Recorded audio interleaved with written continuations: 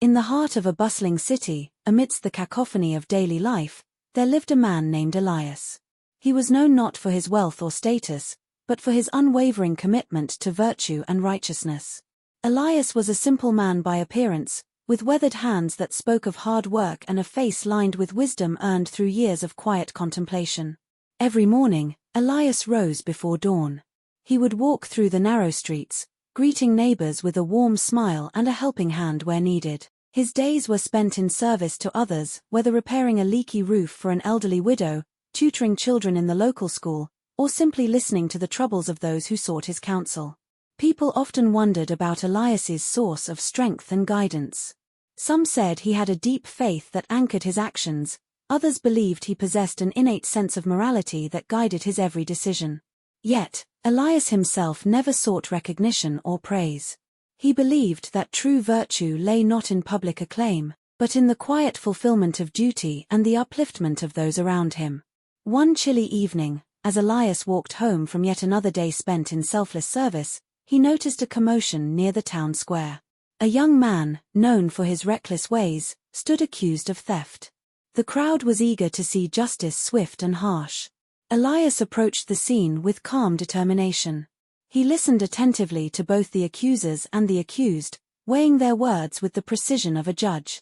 Sensing the desperation in the young man's eyes, Elias asked for a moment alone with him. In the dim light of a flickering street lamp, Elias spoke softly to the troubled youth. He did not chastise or condemn, but instead offered understanding and guidance. He spoke of the consequences of one's actions, of the pain caused by betrayal, and of the redemption that comes from acknowledging one's mistakes. The young man listened intently, his hardened exterior slowly melting under Elias's gentle words.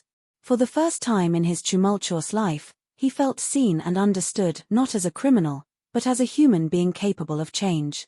When Elias rejoined the crowd, he did so with a request for leniency. He spoke of second chances and the potential for redemption. His words resonated deeply with those present, stirring hearts that had been hardened by anger and suspicion. In the days that followed, the young man found solace in Elias's guidance.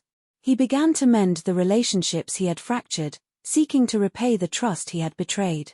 And as for Elias, his example continued to inspire others to follow the path of righteousness, not out of fear of judgment, but out of a genuine desire to make a positive difference in the lives of those around them. Years passed, and Elias remained a steadfast pillar of his community.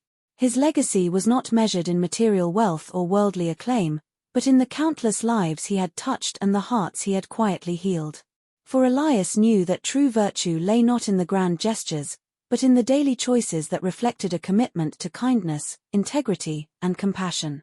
And so, in a world often defined by its chaos and noise, Elias stood as a reminder that a man of virtue knows and follows the path of righteousness, a path illuminated not by fame or fortune, but by the unwavering light of a heart guided by love and empathy.